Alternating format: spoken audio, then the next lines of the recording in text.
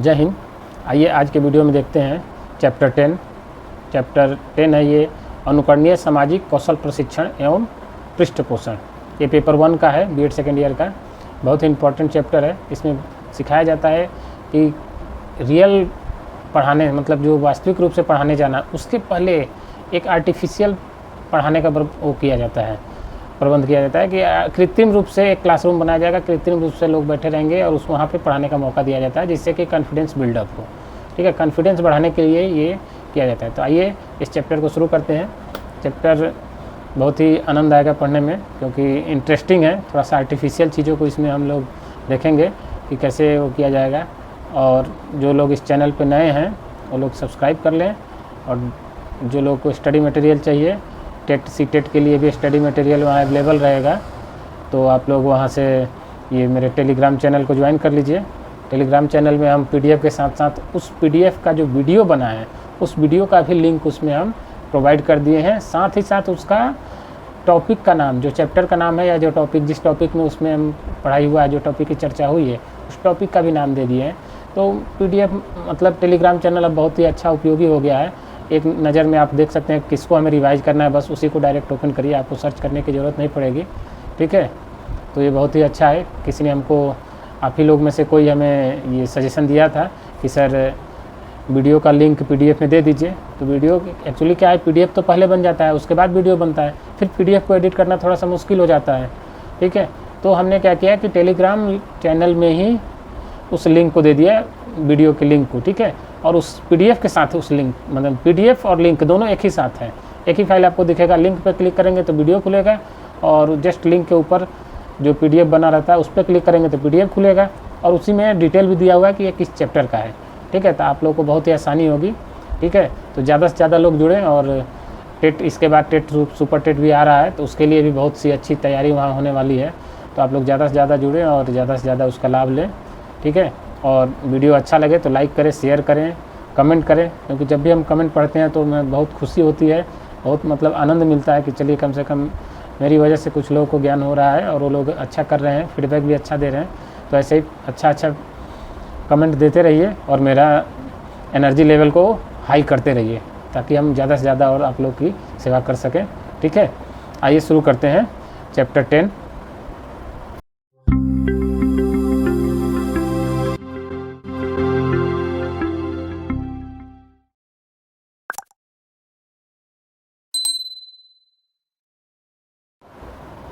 आइए शुरू करते हैं चैप्टर 10, जिसका नाम है अनुकरणीय सामाजिक कौशल प्रशिक्षण एवं पृष्ठपोषण। इसका इंग्लिश में नाम है simulated social skill training and feedback, जिसको शॉर्टकट में SSST बोलते हैं। SSST, triple S means S for simulated, S for social, S for skill, T for training and feedback. Feedback का मतलब पृष्ठपोषण, मतलब कोई भी चीज़ अगर हम सीखे जाने तो उसके बाद, सीखने के बाद हम फीडबैक लेते हैं कि भाई आप लोग को कैसा लगा।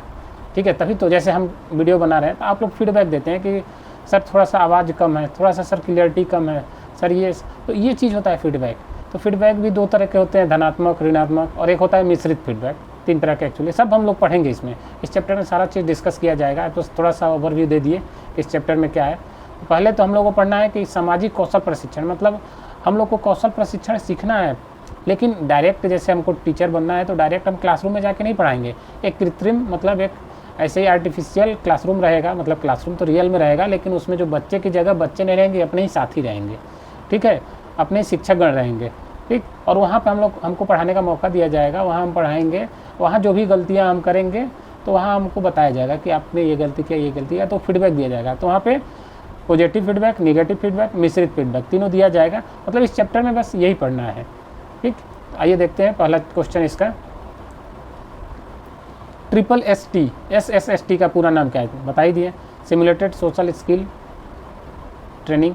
ठीक है, मतलब अनुकरणीय सामाजिक कौशल प्रशिक्षण, मतलब अनुकरणीय, अनुकरण करना है किसी का, जो भी टीचर है उनका अनुकरण करना है, जैसे वो लोग पढ़ाते हैं वैसे ही अपना भी थोड़ा सा पढ़ाने का एटीट्यूड रखना है उस हिसाब से। ठीक है, सामाजिक कौशल मतलब पढ़ाने का जो माहौल है उस हिसाब से एकदम पढ़ाने लायक ही होना चाहिए। ठीक है, वैसे ही हम लोग वो करेंगे, उसी का प्रशिक्षण लेना है।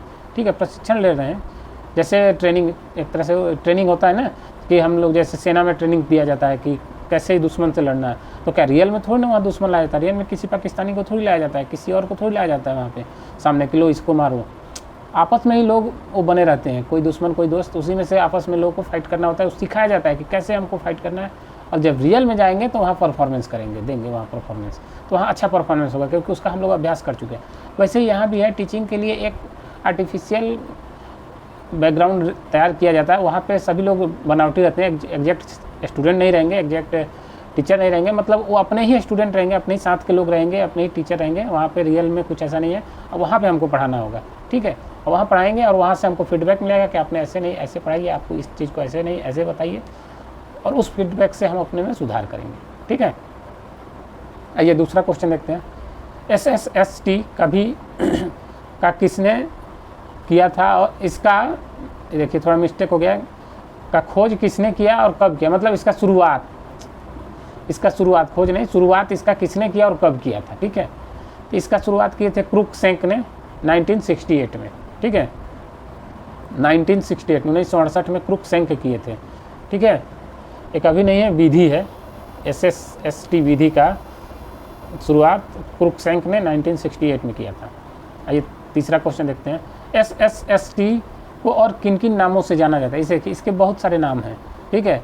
इसका नाम है जैसे भूमिका निर्वाह विधि, कृत्रिम शिक्षण, देखिए कृत्रिम शिक्षण के नाम से भी इसको बुलाया जाता है, पायलट शिक्षण, प्रयोगशाला विधि, प्रयोगशाला मतलब वो हम लोग प्रयोग कर रहे हैं, न कि रियल में कर रहे हैं, प्रयोग हो रहा है, जो भी कमी बेसी होगा उसको, जैसे अभी ये कोरोना का वैक्सीन आया तो ऐसे थोड़ी ना डायरेक्ट किसी को आदमी को लगा दिया गया, पहले प्रयोगशाला में उसको प्रयोग किया गया, उसके बाद उसका रिजल्ट देखा गया कि हाँ ये सफल है, तब लोगों को लगाया गया। वैसे ही प्रयोगशाला में हम लोग को एक तरह से समझिए कि वहाँ प्रयोग कराया जा रहा है, तो इसीलिए इसको प्रयोगशाला विधि भी कर देते हैं। नैदानिक विधि, आगमन वैज्ञानिक विधि, बहुत सारे नाम हैं, कुछ नाम इसमें इंपॉर्टेंट है उसको याद कर लीजिए, जैसे कृत्रिम शिक्षण, प्रयोगशाला विधि और SSST, तीन इंपॉर्टेंट है, इसको नाम याद कर लीजिए। और क्रुकसेन नाम याद कर लीजिए कि उन्होंने ये शुरू किया था 1968 में, ठीक है। ऐसे पॉइंट बाई पॉइंट याद करके चलेंगे ना, तो ऑब्जेक्टिव क्वेश्चन कैसे भी घुमा के देगा ना, एक क्वेश्चन को कई तरीके से घुमा कर देता है क्वेश्चन ना, तो उसको आप कैसे भी देगा तो कर सकते हैं, कोई ज़रूरी नहीं कि एग्जैक्ट वही क्वेश्चन याद कर लिया रट लिया, पता चला वो नहीं आया, उसी को दूसरे तरीके से घुमा के दे दिया तो फिर फंस जाएंगे, ठीक है। आइए अगला देखते हैं क्वेश्चन 4। इस विधि द्वारा किस प्रकार की परिस्थिति में प्रशिक्षण दिया जाता है, किस प्रकार की परिस्थिति, आपको अगर थोड़ा सा दिमाग लगाएंगे तो कर सकते हैं इसको। देखिए इस विधि द्वारा कृत्रिम परिस्थिति, समझ रहे हैं ना, तो ऑप्शन अगर ऐसे ध्यान नहीं आ रहा है ना, ऑप्शन देखेंगे तुरंत आपका दिमाग क्लिक कर जाएगा, अच्छा ये कृत्रिम परिस्थिति, तो आप लगा सकते हैं आंसर, ठीक है। तो इस विधि द्वारा कृत्रिम परिस्थिति में कुछ निश्चित व्यवहारों का प्रशिक्षण दिया जाता है, ठीक है, मतलब कुछ निश्चित बताया जाएगा कि ये चीज़ करना है आपको इस टाइप, तो उस चीज़ को करना होता है, ठीक है। कुछ निश्चित व्यवहारों का कृत्रिम परिस्थिति में इसका यूज होता है, ठीक है। अगला क्वेश्चन देखते हैं। SSST प्रशिक्षण में क्या क्या मान्यताएं हैं, क्या मान्यताएं हैं, मान्यता समझ रहे हैं क्या है, मतलब इस शिक्षण में कौन कौन सी ऐसी मान्यता है। तब हुआ कि मान लेना, जैसे पुनर्जन्म, कुछ लोग की मान्यता है पुनर्जन्म होना, ठीक है, पुनर्जन्म का मतलब हुआ कि हम मरेंगे फिर हमारा जन्म होगा, तो ये मान्यता है, मान लिया गया है, ठीक है। ऐसा नहीं है कि अब इसका प्रूफ है सच है, ऐसा कुछ नहीं है। तो ऐसे इसमें भी क्या क्या मान लिया गया है, ठीक है। SSST प्रशिक्षण में पृष्ठपोषण प्रणाली के प्रयोग से शिक्षक व्यवहार में परिवर्तन लाया जा सकता है, मतलब मान लिया गया है भाई फीडबैक दिया जाएगा तो परिवर्तन तो आएगा, तो ये मान लिया गया कि हाँ भाई फीडबैक दिया जाएगा तो प्रशिक्षण लाया जा सकता है। दूसरा है, एक प्रभावशाली शिक्षक के लिए कुछ निश्चित सामाजिक कौशल होते हैं जो शिक्षक व्यवहार का प्रभावशाली प्रभाव डालते हैं, मतलब प्रभावशाली शिक्षक के लिए कुछ निश्चित और सामाजिक कौशल होता है, मतलब सामाजिक और उसका फिक्स सामाजिक कौशल, मतलब अच्छा, जैसे मान लीजिए कोई प्रभावशाली शिक्षक है, उसका सामाजिक माने समाज में उसका प्रतिष्ठा है, तो ऐसा नहीं कि इस क्लास में उसका खराब प्रतिष्ठा होगा, वो भी अच्छा ही मतलब जिसका सामाजिक प्रतिष्ठा अच्छा होगा वो क्लास में भी अच्छा से अपना प्रतिष्ठा बना के रखेगा, ठीक है। तो यह है कि एक प्रभावशाली शिक्षक के लिए, मतलब प्रभावशाली शिक्षण करना है तो आपका व्यवहार भी प्रभावशाली होना चाहिए, अच्छा होना चाहिए, ये नहीं कि हम अपना खराब काम कर रहे हैं दूसरों को बोले नहीं अच्छा करो, तो बच्चों की नज़र में नियत मतलब इमेज खराब हो जाएगा, ठीक है।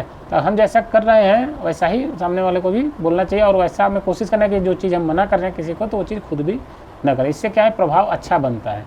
तो प्रभावशाली शिक्षक के लिए कुछ निश्चित सामाजिक कौशल होते हैं जो शिक्षक व्यवहार का प्रभावशालीता पर प्रभाव डालते हैं। ठीक है, अगला है पॉइंट, सामाजिक कौशलों का विकास अनुकरण तथा अभ्यास कृत्रिम शिक्षण परिस्थिति में किया जाता है। मतलब सामाजिक कौशल का विकास, अनुकरण तथा अभ्यास, जो भी चीज़ें सीखना है हमें उसका जो अभ्यास है वो कृत्रिम परिस्थिति में किया जाता है, जो कि अभी हम लोग देख लिए हैं। ठीक है, अगला पॉइंट है, जिस समूह को इस प्रविधि द्वारा प्रशिक्षण प्रदान किया जा रहा है, जिस समूह को इस विधि द्वारा प्रशिक्षण प्रदान किया जा रहा है उस समूह के सभी छात्रों को अवसर मिलता है। मतलब बताए ना कि आपस के ही लोग बैठे होते हैं, आपस के लोग बैठे रहेंगे और हमारी बारी आएगी, हम बोलेंगे, प्रशिक्षण पढ़ाएंगे, फिर हम बैठ जाएंगे, फिर दूसरा कोई आएगा हमारे साथ का ही, वो बैठेगा बताएगा। ठीक है, फिर तीसरा आएगा, मतलब आपस में ही रोटेट होकर बैठे रहेंगे, तो वही कृत्रिम हो गया। जो पढ़ रहा है अब हमारा वो मूल्यांकन करेगा, वो जैसे हम अभी बैठे हुए मूल्यांकन करें अपने साथी का, फिर साथी बैठ जाएगा, फिर हम जाएंगे स्टेज पर, तो फिर हमारा साथी हमारा मूल्यांकन करेगा। तो ऐसे स्टेप बाय स्टेप सब लोग का मूल्यांकन होता रहता है, इसलिए इसको कृत्रिम बोलते हैं। मतलब वहाँ रियल में बच्चे नहीं होते, आपस के ही लोग रहते हैं। आइए क्वेश्चन नंबर 6 देखते हैं। कार्ल ओपेनशा ने शिक्षक व्यवहार का वर्गीकरण किस प्रकार से किया है? कार्ल ओपेनशा, नाम याद रखिएगा, कार्ल ओपेनशा ने शिक्षक वर्गीकरण किस तरह से किया है? देखिए, इन्होंने वर्गीकरण किया है कार्ल ओपेनशा द्वारा विकसित शिक्षक व्यवहार का वर्गीकरण। ठीक है, देखिए इन्होंने 4 तरह का व्यवहार बताए हैं। व्यवहार के स्रोत आयाम, व्यवहार के दिशा आयाम, व्यवहार के कार्य आयाम, व्यवहार के चिन्ह आयाम। मतलब उसका स्रोत क्या है, दिशा क्या है, कार्य क्या है और उसका सिंबल क्या है, चिन्ह क्या है, साइन क्या है। ठीक है, तो स्रोत के लिए कक्षा में उत्पन्न स्रोत, जो कक्षा में स्रोत उत्पन्न होगा। आयाम स्रोत में 2 तरह से हो सकता है, या तो कक्षा में उत्पन्न होगा या कक्षा से संबंधित कोई अनुक्रिया होगी। ठीक है, दिशा आयाम में क्या है, व्यक्तिगत हो सकता है या सामूहिक हो सकता है या कक्षा में हो सकता है या विषय वस्तु हो सकता है। ठीक है, व्यवहार के कार्य आयाम, कार्य में क्या हो सकता है, इनिशिएशन, क्रम प्रदान करना, सूचना, चेक करना, निकालना। मतलब कक्षा में क्या क्या हो रहा है उसी चीज़ का ये मतलब ये पहला चीज़ स्रोत, कहाँ से हम स्रोत, मतलब कोई चीज़ पढ़ा रहे हैं तो उसका स्रोत क्या है।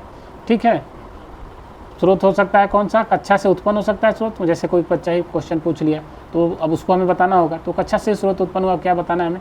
ठीक है, कक्षा से संबंधित अनुक्रिया, कक्षा से रिलेटेड कोई अनुक्रिया भी करा सकते हैं। ठीक है, फिर दिशा आयाम, दिशा आयाम है या तो हम किसी एक बच्चे को अगर कोई पूछा है तो उसको बता सकते हैं, या सभी 2-4 बच्चों में कोई डाउट है तो उसको बताना है। ठीक है, या पूरे कक्षा को बताना है। ठीक है, विषय वस्तु को बताना है, ये चीज़ें। फिर इनिशिएशन, क्रम, मतलब इसमें क्या है, कार्य आयाम में उसको बताने के लिए क्या क्या करना पड़ सकता है। हो सकता है व्याख्या करना पड़े, सारांश देना पड़े, फीडबैक लेना पड़े, कुछ भी जो भी प्रक्रिया होगी। उसके बाद सिंबल, मतलब इसको हमें बताना है तो किस तरीके से बताना है, बोल कर बताना है, लिख कर बताना है, पढ़ के बताना है। ठीक है, या चुप होकर बताना है। चुप होकर क्या बता सकते हैं, कभी कभी चुप भी होना पड़ता है। ठीक है, तो कक्षा में हर टाइप की चीज़ें क्या प्रयोग होता है। तो ये कार्ल ओपेनशा ने ऐसा ये वर्गीकरण किया था शिक्षक व्यवहार का, मतलब शिक्षक का क्या क्या व्यवहार हो सकता है कक्षा में। ठीक है, आइए अगला देखते हैं। इसमें और भी सारा कई चीज़ है, मूल्यांकन तक है। देखिए लास्ट मूल्यांकन है, बताए थे अपने पुराने वीडियो में कि कुछ भी होगा पढ़ाई लिखाई में तो मूल्यांकन लास्ट तक चलेगा। ठीक है,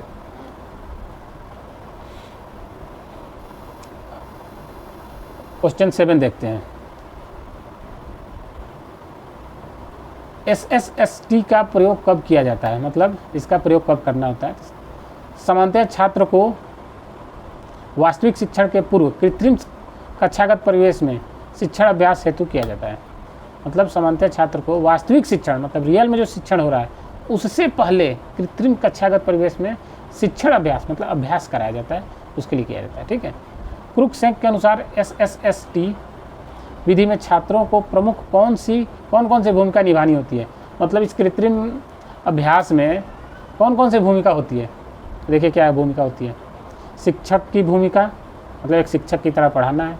एक अच्छा विशेष के छात्रों की भूमिका, फिर हमारा जब साथी पढ़ा रहा है तो हम उस टाइम एज ए छात्र हो गए और छात्र बन कर देख रहे हैं तो छात्र की भूमिका। ठीक है, अभी कक्षा विशेष मतलब वो क्लास 8 का अगर छात्र पढ़ा रहा है तो हम क्लास 8 का छात्र बन के उसी टाइप से पूछेंगे, ये नहीं कि हम बहुत जानकार होकर वहाँ बैठ के पूछेंगे, नहीं, एक उसी कक्षा के हिसाब से हम उसी लेवल में बैठ के वहाँ सीखेंगे।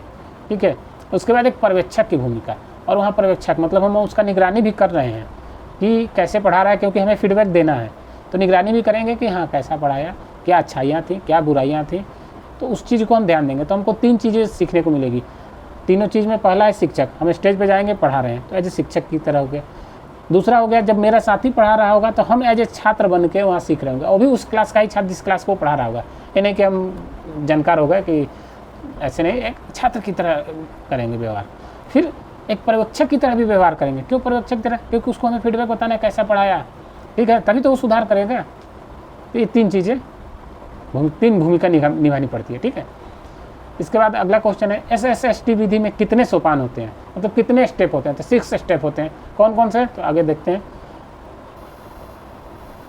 SSST प्रक्रिया में सभी सोपान को बताइए। तो देखिए कौन कौन से सोपान हैं। पहला सोपान है भूमिका निर्धारण, ठीक है। कोई भी चीज़ है तो भूमिका बनाना पड़ता है, तो भूमिका बनाइए। भूमिका बनाना अच्छा आप लोग को आता होगा, ठीक है, कि क्या चीज़ पढ़ाना है। तो ऐसा ऐसा हमें वहाँ चीज़ बताना होगा कि सब चीज़ का रिलेटेड उसी टॉपिक पे आ जाए जिस चीज़ को पढ़ाना है, ठीक है। जैसे दोस्तों में भी कुछ लोग होते हैं ना, भूमिका बनाते हैं, तो लोग बोलते हैं ना, अरे भूमिका क्या बना रहे हो, बताओ क्या चाहिए, ये लेने आए हो तो लो, फिर वापस कर देना, कुछ ऐसा, मतलब भूमिका बनाना, ठीक है। दूसरा है अभ्यास के लिए सामाजिक कौशल का चुनाव करना। भूमिका बना लिए कि क्या क्या पढ़ा रहे थे, ठीक है, मिला जुला के वही टॉपिक पे आ जाना है जो चीज़ पढ़ाना है। फिर अभ्यास के लिए सामाजिक कौशल का चुनाव करना। एक हमें विधि का चुनाव करना पड़ेगा कि किस विधि से हमें पढ़ाना है, ठीक है। फिर कार्य योजना की रचना। फिर कार्य योजना हम क्या क्या करेंगे वहाँ, उस कार्य की योजना की रचना करेंगे। फिर प्रेक्षण की तकनीक पर निर्णय, और फिर उसके बाद ऑब्जर्वेशन जो भी है उस पर निर्णय लेंगे कि हमें कौन सा कार्य में कैसे क्या पढ़ाना है, जो भी, ठीक। उसके बाद प्रथम अभ्यास शिक्षण सत्र का आयोजन। फिर उसके बाद शिक्षण सत्र का आयोजन होगा। फिर निर्धारित क्रम के अनुसार नवीन अभ्यास सत्र। फिर उसके बाद नवीन अभ्यास सत्र होगा, ठीक है। उसके बाद फिर भूमिका की निर्धारण, मतलब फीडबैक मिलेगा, फिर हमको लगेगा कि नहीं हमारा काम अच्छा नहीं रहा, यहाँ सुधार है, तो फिर हम फिर से उसको पढ़ाएंगे, ठीक है। तो ये रिपीटेशन कई बार चलते रहता है, ठीक है। तो इसलिए सर्कुलर में, साइकिल में से एरो बना के दिया गया है, ठीक है। अगला क्वेश्चन देखते हैं 11। अनुकरणीय शिक्षण SSST के 4 मुख्य अवयव कौन से हैं? ये 4 मुख्य अवयव हैं: निदान, उपचार, पृष्ठपोषण, मूल्यांकन, ठीक है। ये 4 उनके अवयव हैं, 4 तत्व हैं, ठीक। अगला है SSST विधि के क्या क्या लाभ हैं। अब इसका देखिए लाभ देख लेते हैं क्या क्या है। निदान मतलब उसमें क्या है, कोई चीज़ है, कोई बच्चा प्रॉब्लम पूछा तो उसका वहाँ निदान करना है। उपचार का मतलब अगर उसने कहीं कुछ गलती किया तो उसका उपचार करना है, कहीं उसको मिस्टेक हुआ उसमें तो। पृष्ठपोषण, उसके बाद हमें फीडबैक लेना है, और फीडबैक लेने के बाद हमें उसका मूल्यांकन करना है, मतलब हमें उसमें सुधार करना है, कहाँ पे हम गलती किए, जो फीडबैक निगेटिव फीडबैक मिल रहा है उसको हमें सुधारना है, ठीक है। आइए इस विधि के क्या क्या लाभ देखते हैं। इस विधि से छात्र अध्यापक में आत्मविश्वास बढ़ता है। भाई एक बार हम कृत्रिम पृष्ठपोषण मिल गया, हमको ऐसे ऐसे सुधार करना है, तो जितना ही हम बार कृत्रिम प्रशिक्षण करेंगे कि आर्टिफिशियल रूप से पढ़ाएंगे तो उतना ही हमको कॉन्फिडेंस आएगा, फिर हमको रियल में भी पढ़ाना होगा तो उतना डर नहीं लगेगा, ठीक है। दूसरा है इस विधि से शिक्षण के सिद्धांत की व्यवहारिक समस्याओं का ज्ञान होता है। व्यवहारिक समस्या का ज्ञान होगा, कैसे पढ़ाना है कक्षा में, उस चीज़ों का हमें पता लगेगा, ठीक है। वहाँ कोई गलती भी हो जाएगी तो कोई बोलेगा नहीं, लेकिन बच्चों के सामने गलती होगी तो आदमी सोचता है कि ज़्यादा से ज़्यादा गलती ना करें, ठीक है। यहाँ गलती हो गई तो सब अपने लोग हैं, कोई इसमें वो नहीं है, ठीक है, सब लोग वो गलती करेंगे तो इसमें कोई बेइज्जती वाली भी बात नहीं है। अगला है इस विधि से उनमें सूझबूझ विकसित होता है, मतलब सूझबूझ आएगा, चलो भाई पढ़ाए तो थोड़ा सा उसको कॉन्फिडेंस लगेगा। फिर यह विधि शिक्षण के सिद्धांत को व्यवहारिक शिक्षण अभ्यास से जोड़ने का प्रयास करता है, मतलब शिक्षण का जो सिद्धांत है, जो हम लोग सिद्धांत पढ़े हैं उस सिद्धांत को व्यवहारिक रूप में अमल कर रहे हैं, तो उन दोनों को जोड़ेगा कि हम जो पढ़े हैं वैसा ही वहाँ पे यूज करना है, प्रयोग करना है, ठीक है। अगला है यह विधि वास्तविक कक्षा में जाने से पूर्व उन्हें इस बात की भली भांति तैयार कर देता है कि वास्तविक कक्षा में पढ़ाते समय किन किन बातों का ध्यान रखा जाएगा। मतलब हमको कक्षा में जाना है पढ़ाने, तो क्या क्या वहाँ चीज़ों को ध्यान रखना है, वो चीज़ हम पहले से ही रिवाइज कर ले रहे हैं। रिहर्सल जैसे होता है ना, कोई नाटक होता है तो पहले हम लोग रिहर्सल करते हैं, 2 बार 4 बार 10 बार 20 बार 100 बार रिहर्सल करना होता है। जितना ही बार रिहर्सल करेंगे उतना ही अच्छा परफॉर्मेंस होगा। तो वही चीज़ है, एक तरह से ये रिहर्सल ही है, रिहर्सल कर लिया फिर वहाँ जाएंगे तो वो चीज़ आराम से कर सकेंगे, ठीक है। अगला क्वेश्चन है SSST विधि की क्या उपयोगिता है। पूरा चैप्टर SSST पे है, ठीक है। तो विधि की क्या उपयोगिता है, तो उपयोगिता देखिए क्या है। छात्र अध्यापकों की प्रश्न पूछने की क्षमता विकसित करती है। मतलब प्रश्न पूछने का क्षमता विकसित होगा। चलो भाई तुम बताओ ये है, चलो तुम बताओ, तो ये सब चीज़ें प्रैक्टिस में आ जाएगा। जब नया नया टीचर बनते हैं लोग तो ये चीज़ प्रैक्टिस में नहीं था, खुद ही डर लगता है, अरे हम पूछेंगे, पता चला बच्चा ही हमसे पूछ दिया तो हम क्या बोलेंगे, ऐसे। तो ये चीज़ों का प्रैक्टिस कराता है, ठीक है। अगला है यह मूर्त से अमूर्त तथा सरल से कठिन, मतलब मूर्त से अमूर्त की तरफ ले जाएगा, मतलब सरल से कठिन की तरफ ले जाता है, ठीक है। जैसे शिक्षण सूत्रों का प्रयोग करते हैं, मतलब इस जो सरल से कठिन वाला शिक्षण सूत्र है उसी टाइप का यहाँ पे प्रयोग होता है। अगला पॉइंट है कक्षा शिक्षण में सामान्य व्यवहार के विकास में उपयोगी है। कक्षा शिक्षण में सामान्य व्यवहार के विकास में उपयोगी है। जो सामान्य व्यवहार होता है उसका आप मतलब उसमें और विकास होगा। जैसे आज एक बार पढ़ाए, फिर दूसरी बार पढ़ाएंगे तो और अच्छा करेंगे, तीसरी बार करेंगे पढ़ाएंगे तो और अच्छा होगा, जितना ही बार करेंगे उतना ही अच्छा होता जाएगा, ठीक है। अगला है प्रभावशाली पृष्ठपोषण प्राप्त कर इस विधि से छात्र अपने शिक्षण की प्रभावशालीता बढ़ाने में समर्थ हो जाते हैं। देखिए मतलब हमको फीडबैक मिलता है कि भाई आपने ऐसे, हमारे साथी तो बैठे हैं, साथी बताएंगे कि आपने ऐसे नहीं ऐसे करना चाहिए था, ऐसे नहीं ऐसे बोलना चाहिए। उस चीज़ों को फीडबैक को हम लेके और वो चीज़ गलतियों को हम सुधारते हैं, ठीक है।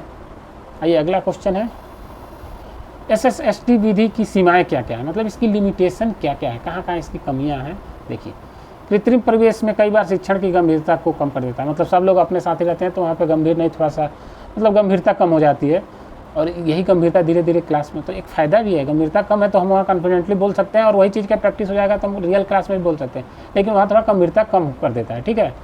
फिर दूसरा पॉइंट है इसमें विषय वस्तु पर ध्यान नहीं दिया जाता, कभी कभी ये खतरनाक हो जाता है। मतलब हम कैसे पढ़ा रहे हैं उस शैली को देखा जाता है, क्या पढ़ा रहे हैं उस चीज़ों को ध्यान नहीं दिया जाता, तो ये कभी कभी खतरनाक हो जाता है। पता चला गलत चीज़ पढ़ा दिया, कोई ध्यान नहीं दिया और वही चीज़ हमारे प्रैक्टिस में आ गया तो फिर हमारा नॉलेज ही थोड़ा सा वो गलत हो जाएगा, ठीक है। तो इसको सुधारना, मतलब ये चीज़ वहाँ ध्यान नहीं दिया जाता है।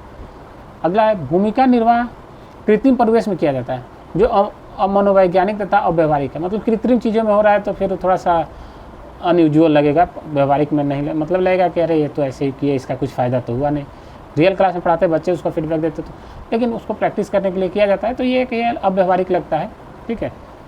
देखते हैं अगला क्वेश्चन 15 नंबर है, क्वेश्चन नंबर 15। पृष्ठपोषण का मतलब क्या होता है?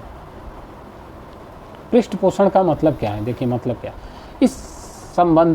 इसका संबंध व्यक्ति के उस व्यवहार के बारे में सूचना प्रदान करना है ताकि उसके व्यवहार का वांछनीय दिशा में संशोधन किया जा सके। मतलब पृष्ठपोषण का मतलब हो गया कि इसका व्यवहार, मतलब कि जो गलती कर रहा है सामने वाला, पृष्ठपोषण का मतलब बता रहे हैं, जो सामने वाला गलती कर रहा है उसको हम बता देंगे कि आप यहाँ गलती की है तो उसको सुधार करेगा। तो यही है पृष्ठपोषण का मतलब, फीडबैक देना। भाई आप यहाँ गलती की है, जैसे आप लोग फीडबैक दिए कि सर आपका आवाज़ कम आता है, तो थोड़ा सा हम प्रयास किए कि थोड़ा सा और तेज़ी से बोले ताकि आप लोगों को मतलब परेशानी ना हो, ठीक है। तो यही तो हमारे में थोड़ा सुधार हुआ ना, तो यही चीज़ है पृष्ठपोषण का मतलब। सामने वाले ने हमको बताया कि आप यहाँ सुधार करिए और आप उसको सुधार कर लिए तो आपका कहीं ना कहीं कौशल बढ़ेगा, इंक्रीज होगा। तो कौशल को बढ़ाने के लिए, आपकी क्षमता को बढ़ाने के लिए, ठीक है, आपकी गलतियों को सुधारने के लिए पृष्ठपोषण किया जाता है और जो चाहिए वांछनीय दिशा में संशोधन हो जाता है। क्वेश्चन 16 है पृष्ठपोषण कितने प्रकार का होता है? आगे पृष्ठपोषण होता है 3 प्रकार का, धनात्मक पृष्ठपोषण, नकारात्मक पृष्ठपोषण और मिश्रित पृष्ठपोषण। धनात्मक क्या होता है? जैसे किसी ने अच्छा काम बताया, अच्छा चीज़ किया तो उसके लिए धनात्मक मतलब पॉजिटिव फीडबैक हो गया, भाई आपने ऐसा पढ़ाया बहुत ही अच्छा हुआ, ऐसे ही करना चाहिए, तो ये धनात्मक हो गया। ऋणात्मक, जहाँ गलती किए वहाँ उसको एज ए सुझाव के रूप में बताना, ये नहीं कि आप निरीक्षक परीक्षक की तरह हैं तो वहाँ डांटने लगे अच्छे, क्योंकि वैसे किसी को खराब लग सकता है, तो ऐसा नहीं, वहाँ पे सुझाव की तरह बताना है कि भाई ऐसे नहीं, ऐसे करते तो अच्छा रहता है, ठीक है, तो उससे खराब भी नहीं लगेगा और उसका सुधार भी हो जाएगा, ठीक है। ऑर्डर टाइप में नहीं देना है कि ऐसे नहीं ऐसे करो, तुमको कुछ नहीं आ रहा तुम क्या कर दी। इस टाइप से करने से सामने वाला सीखने का प्रयास भी नहीं करेगा और आपकी वैल्यू भी उसकी नज़र में कम हो जाएगी, ठीक है। तो नकारात्मक चीज़ों को भी पॉजिटिव वे में बताइए, उसको सुझाव के रूप में बताइए कि मेरा मानना है कि ऐसे नहीं ऐसे करोगे तो और अच्छा होगा, तो उसको सामने वाला सुधारने का प्रयास करेगा तभी उसका सुधार भी होगा, ठीक है। तो ये हो गया नकारात्मक। और मिश्रित पृष्ठपोषण हो गया, मतलब धनात्मक चीज़ भी बताए और साथ साथ उसके कमियों को भी बताए कि भाई ये अच्छा किए लेकिन अच्छा के साथ साथ थोड़ा सा ये कर लोगे तो और अच्छा हो जाएगा, ठीक है। तो ये चीज़ें। अगला क्वेश्चन देखते हैं। और हाँ, कभी भी किसी का फीडबैक दो तो पहले धनात्मक से, पहले पॉजिटिव फीडबैक दो, उसके बाद नेगेटिव, डायरेक्ट नेगेटिव से नहीं। जैसे आप लोग के स्कूल में PTM भी होता है, PTM में बच्चे के बारे में तुरंत नेगेटिव फीडबैक नहीं दो, देना है तो पहले पॉजिटिव फीडबैक देना चाहिए कि हाँ बच्चा बहुत अच्छा कर रहा है, इस सब्जेक्ट में अच्छा है, ऐसा है वैसा है। फिर लास्ट में धीरे से बता दो कि हाँ आपके बच्चा थोड़ा सा क्लास में बच्चों को परेशान करता है, बदमाशी करता है, तो इस टाइप की चीज़ों को करना चाहिए। ठीक है, डायरेक्ट अगर निगेटिव बताएंगे तो फिर पेरेंट को थोड़ा सा ख़राब लगेगा। तो पॉजिटिव बताइए और धीरे से निगेटिव भी दे दीजिए उसी में। ठीक है, अगला क्वेश्चन नंबर 17, पृष्ठ पोषण की कितनी अवस्थाएं होती हैं। अब देखिए सारा क्वेश्चन अब पृष्ठ पोषण पे आ रहा है। चैप्टर में 2 ही चीज़ था, SSST और पृष्ठ पोषण। तो SSST खत्म हो गया है, अब पृष्ठ पोषण चल रहा है। ठीक है, वीडियो पूरा देखिए, लास्ट तक बने रहिए, बहुत ही मतलब अच्छा होने वाला है। पृष्ठ पोषण मतलब अपने आप को सुधार सकते हैं इस पृष्ठ पोषण से। ठीक है, ये खुद ही को सुधारने के लिए यही है फीडबैक बना है। ठीक है, देखिए पृष्ठ पोषण की कितनी अवस्थाएं हैं, तो 2 अवस्था होती है, व्यक्तिगत पृष्ठ पोषण और सामूहिक पृष्ठ पोषण। मतलब कोई सिंगल अपना बोलेगा कि भाई मेरी राय से आप ऐसे नहीं ऐसे करते तो अच्छा है, तो ये व्यक्तिगत हो गया। और सामूहिक मतलब अगर सब लोग वही चीज़ बोलने लगे, नहीं हाँ भाई हम भी देखें आपने ये गलती किया तो इसको सुधारना चाहिए, सब लोगों, तो सामूहिक हो गया। कई लोग वही चीज़ को बोलेंगे तो सामूहिक, एक आदमी बोलेगा कि हाँ ये गलती है आपके यहाँ, तो हो गया व्यक्तिगत। ठीक है, अगला क्वेश्चन देखते हैं, प्रभावशाली पृष्ठ पोषण प्रदान करने के लिए क्या जरूरी होता है। मतलब प्रभावशाली पृष्ठ पोषण देना है तो क्या जरूरी है, तो इसमें ज़रूरी है कि अध्यापक का विधिवत अवलोकन हो। भाई विधिवत अवलोकन करेंगे तभी तो अच्छा फीडबैक देख सकते हैं। जैसे आप लोग मेरा वीडियो बहुत ही गहराई से देखते हैं, बहुत ही ध्यान से सुनते हैं, तभी तो आप लोग बताते हैं कि सर यहाँ ये नहीं ऐसे ऐसे करिए। जैसे एक लोग ने बताया कि सर ये हम जब रिवाइज करना चाहते हैं किसी टॉपिक को तो हमको टॉपिक मिलता नहीं है, हालांकि प्ले स्टोर में जो नाम दिया हुआ है उसमें स्पष्ट है नाम, फिर भी हम टेलीग्राम लिंक में वो दे दिए कि हाँ ये टॉपिक है, ये यूट्यूब लिंक है, ये PDF है। जिस PDF का आपको रिवाइज करना है उस PDF पे क्लिक, उस PDF के नीचे जो लिंक है क्लिक करिए, आपको डायरेक्ट उस PDF का जो यूट्यूब बना हुआ है वीडियो उस पर चले जाएंगे। तो कहीं ना कहीं हमको फीडबैक मिला और हमको उसमें सुधार किए तो अच्छा हुआ। ठीक है, तो और इससे क्या प्रभावशाली हो जाता है, अच्छा हो जाता है। ठीक है, तो अध्यापक का विधिवत, किसी ने भाई विधिवत आप लोग देखें तभी तो हमको बताया कि ऐसे नहीं ऐसे करेंगे तो अच्छा होगा, तो विधिवत देखना जरूरी है। ऐसे ढीलेपन से देख लेंगे, ऐसे टेक लिया आगे बढ़ गए तो फिर उसमें आप फीडबैक भी अच्छे से नहीं दे पाएंगे। ठीक है, तो आप लोग भी फीडबैक दीजिए अगर कहीं कुछ कमी बेसी लगे, ताकि हम और सुधार करें और अच्छा हो। ठीक है, हमेशा आदमी को प्रयास करना चाहिए अच्छा हो और अच्छा हो, उससे भी अच्छा करें। ठीक है, सुधार हमेशा जरूरी है। पूरा ऐसा नहीं कि हम टीचर हो गए तो बहुत ज्ञानवान है बाकी सब बेवकूफ़ है, नहीं, धीरे धीरे सुधार सब में होता है। बुढ़ापे तक भी लोग अपने में सुधार करते हैं। ठीक है, और समय के साथ सुधार करते रहना चाहिए, समय के साथ बदलते रहना चाहिए। नहीं बदलेंगे तो आप समय से बहुत पीछे हो जाएंगे। तो समय के साथ बदलाव होना बहुत ही ज़रूरी है सबके लिए भी। ठीक है, तो इसमें क्या है, प्रभावशाली पृष्ठ पोषण के लिए अध्यापक का विधिवत अवलोकन करिए, उसका विधिवत रिकॉर्ड रखिए, मतलब उसको लिखते जाइए। आधे घंटे का अगर लेक्चर है किसी का तो आधे घंटे में स्टार्टिंग में उसने क्या गलती किया हम भूल सकते हैं, तो उसको लिखते जाइए कि यहाँ पे ये गलती किया, यहाँ पे यहाँ गलती किया, अच्छाई भी एक जगह लिखते जाइए कि यहाँ पे ये अच्छाई किया, यहाँ पे फिर फीडबैक देंगे देखकर हाँ ये ऐसे ऐसे, तब जाके सही फीडबैक होगा। ठीक है, तो लिखते भी जाइए। अगला क्वेश्चन है, पृष्ठ पोषण के क्या क्या संसाधन हैं, मतलब कौन कौन सा डिवाइस यूज कर सकते हैं, क्या क्या यूज कर सकते हैं पृष्ठ पोषण के लिए। तो पहला है यांत्रिक प्रसाधन। यांत्रिक प्रसाधन का मतलब हो गया उसको रिकॉर्ड कर लिया, रिकॉर्ड करके बार बार सुनेंगे और बताएंगे हाँ यहाँ देखिए यहाँ गलती आपने की, ये देखिए, दिखा सकते हैं। ऑडियो भी हो सकता है, वीडियो भी हो सकता है, या CCTV भी हो सकता है, CCTV। ठीक है, तो तीनों तरीके से आप उसको रिकॉर्ड करके बता सकते हैं। दूसरा है कॉलेज का निरीक्षक, मतलब कॉलेज का कोई निरीक्षक है, जैसे मान लीजिए कहीं कोई निरीक्षक नहीं होता है तो उसको रिकॉर्ड कर लेता है और प्रिंसिपल उसको देखता है, या CCTV में देख लेता है भाई टीचर कैसे पढ़ा रहा है, उसका फीडबैक वहाँ से वो देख लेता है, और जब टीचर पढ़ा के आता है तो उसको फीडबैक देता है कि आप ऐसे ऐसे कर रहे थे क्लास में, ऐसे नहीं ऐसे करना चाहिए। तो ये हो गया यांत्रिक प्रसाधन। कॉलेज का निरीक्षक मतलब प्रिंसिपल भेज देगा किसी को, जो टीचर खाली होगा कि आप चले जाइए उनके क्लास में, आप वहाँ देखिए वो कैसे पढ़ा रहे हैं और उसका हमें फीडबैक दीजिए। तो निरीक्षक भी जाके फीडबैक ले सकता है। सहवर्गी निरीक्षक, आपके साथ का भी कोई जाके वहाँ बैठ सकता है फीडबैक देने के लिए। ठीक है, और विद्यार्थी द्वारा, और कभी कभी क्या होता है कि विद्यार्थी से भी पूछ लिया जाता है कि हाँ सर पढ़ा रहे थे कैसा पढ़ाए, आप लोग बताइए फीडबैक। ठीक है, तो ये 4 तरह के संसाधन हैं मुख्यतः। आइए अगला देखते हैं, क्वेश्चन 20, पृष्ठ पोषण किस रूप में देना चाहिए, मतलब किस रूप में पृष्ठ पोषण देना चाहिए। पृष्ठ पोषण हमेशा सुझाव के रूप में, आपको बताएं सुझाव के रूप में देना चाहिए, एज ऑर्डर नहीं कि ऐसे नहीं ऐसे करो, ऐसे करना चाहिए। मतलब पृष्ठ पोषण देने के लिए आपको बताना होगा कि आप इसको ऐसे नहीं ऐसे करेंगे तो मेरे हिसाब से ज़्यादा बेहतर रहता है।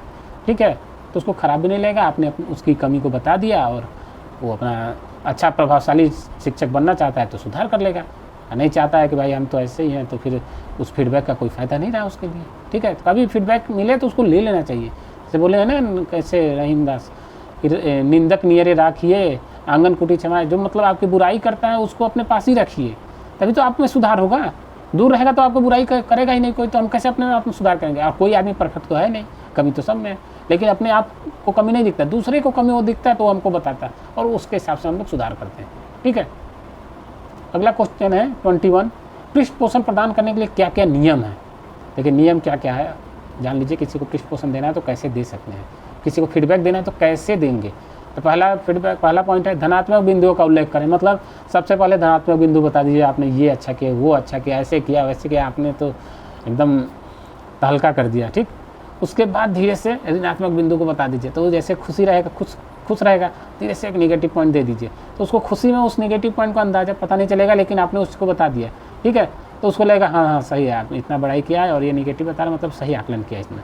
फिर अनौपचारिक व्यवस्था, अनौपचारिक व्यवस्था होनी चाहिए, नहीं कि फॉर्मेलिटी कर दिया और काम खत्म। नहीं, सीरियसली उनको बताइए कि यही चीज़ है, फॉर्मेलिटी नहीं करना है। औपचारिक मतलब फॉर्मेलिटी नहीं करना है, कह रहे आपने ऐसे ऐसे किया बस चल दिया, उसको लगे कि हाँ इसने अब ध्यान से देखा और हमको बता रहा है। ठीक है, तो हो गया अनौपचारिक व्यवस्था, मैंने अनौपचारिक तरीके से बताना है, फॉर्मेलिटी करके नहीं बताना है कि हमें बताना था इसलिए बता दिया तुम, उसको रियलिटी एहसास करा के बताइए। ठीक है, तो ये था 21 लास्ट क्वेश्चन था। इसके बाद ये मेरा टेलीग्राम चैनल लिंक है, आप लोग इस पर ज्वाइन करिए, ज़्यादा से ज़्यादा लोग ज्वाइन करिए। होप कि आप चीज़ों को समझ पाए होंगे। मिलते हैं अगले वीडियो में, तब तक के लिए जय हिंद।